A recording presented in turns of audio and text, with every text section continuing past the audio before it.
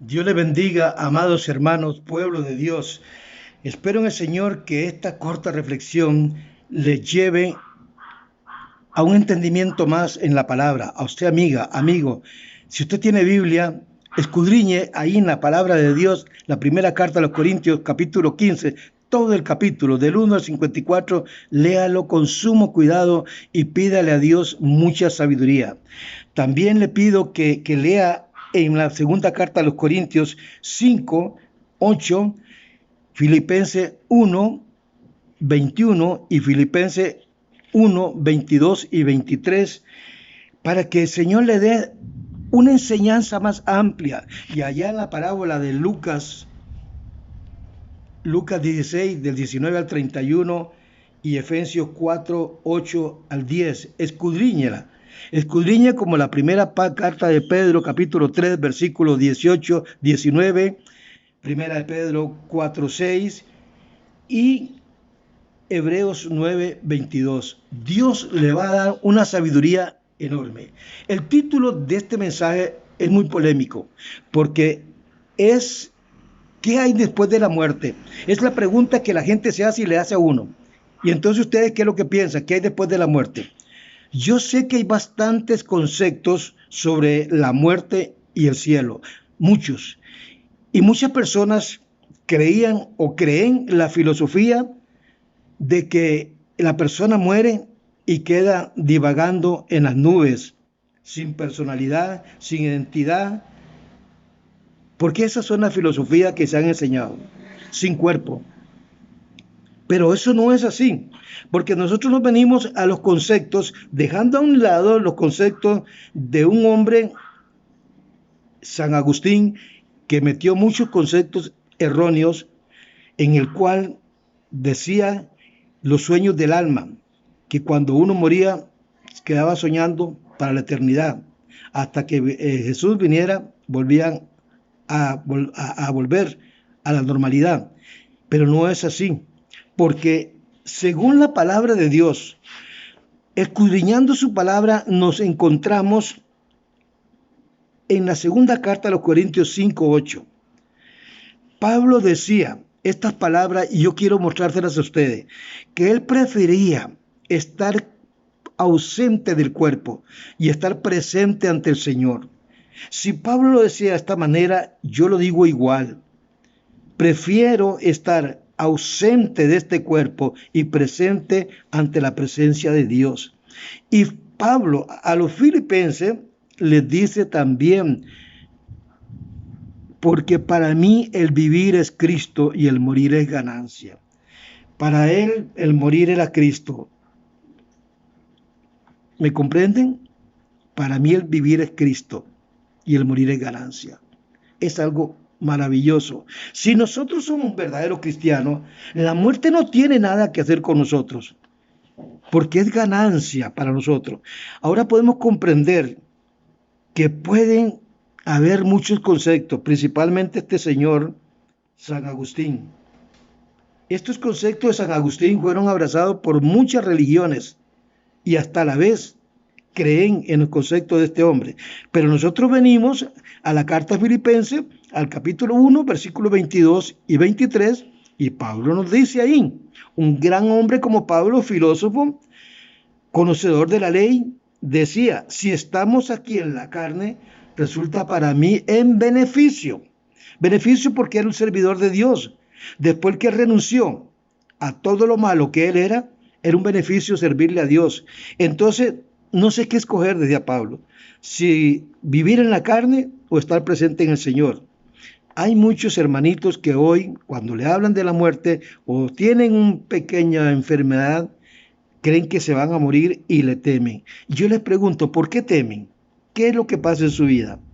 Reconcíliese con Dios y pónganse de acuerdo con Dios y se dará cuenta, como decía el apóstol, óigame, para mí el vivir es Cristo y el morir es ganancia. Filipenses 1:21 es un texto bíblico que todo mundo lo sabe. Segunda de Corintios 5:8, que prefería mejor estar ausente de cuerpo y estar presente ante el Señor. Esos son textos bíblicos que a mí me alimentan, hermanito. Si usted le teme a la muerte, ¿por qué?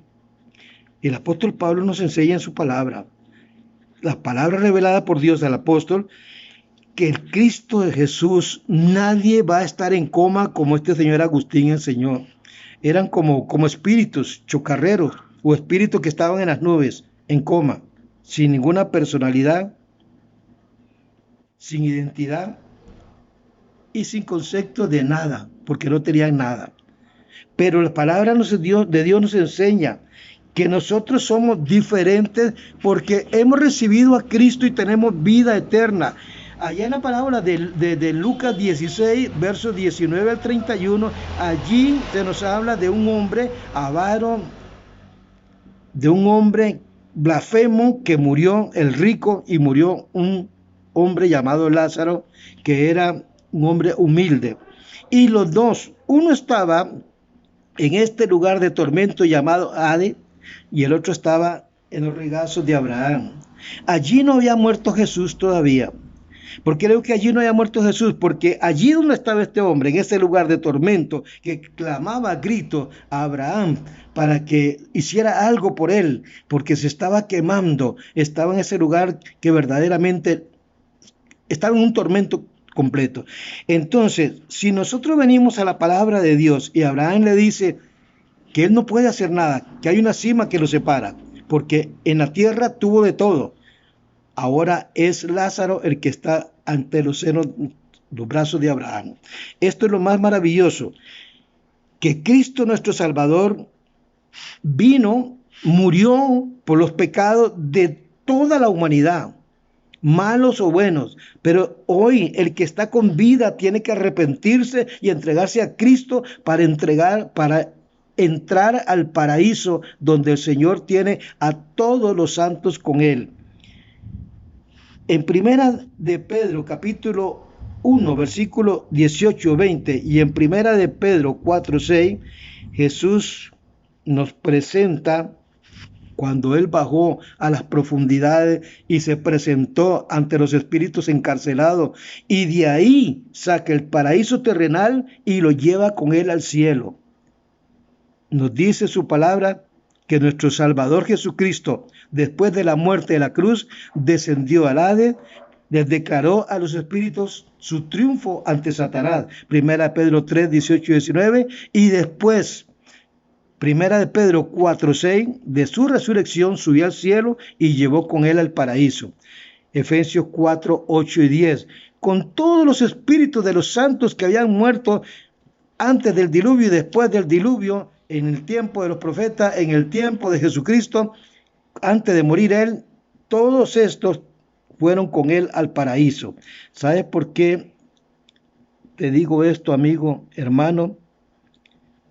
De la muerte y la resurrección de Jesús, nadie podía subir al cielo. Era terrenal, paraíso terrenal. Porque sus pecados no habían sido perdonados, estaban cubiertos por la fe. Tenía que venir el Cordero de Dios que quita los pecados del mundo a morir para poder salvarlo, como dice Corintios 12, 4 y allá en Hebreos 9, 12. Tenía que esperar el derramamiento de la sangre del Cordero para quitar los pecados del mundo. Solamente así podían subir. Aún los que habían muerto en Jesús, los santos apóstoles, aún así tuvieron que esperar a la muerte y resurrección de Cristo para subir al cielo. Todas aquellas personas antes de Pedro, Pablo y todos los apóstoles que habían muerto en el Señor por servirle a Él. Hoy nosotros tenemos la entrada libre al paraíso, porque cuando la muerte llega a uno, un ángel llega y lo lleva al paraíso. Pero el que muere avaro, hablador, chismoso, malviviente, asesino y no se arrepiente, ese va directamente al Hades, porque todavía no aparece el infierno. Hasta que sean juzgados, aparecerá el infierno, donde va a echar a Satanás, la serpiente antigua, al profeta falso, al anticristo y a todos sus seguidores al lago que arde con fuego y azufre, que es el infierno. Así que, mis amados hermanos, hoy es el día, hoy es la hora. Es la palabra. escudriña y te darás cuenta que Cristo viene pronto. Mañana seguiré con este tema, porque este tema es muy interesante y les voy a llevar exactamente en la resurrección.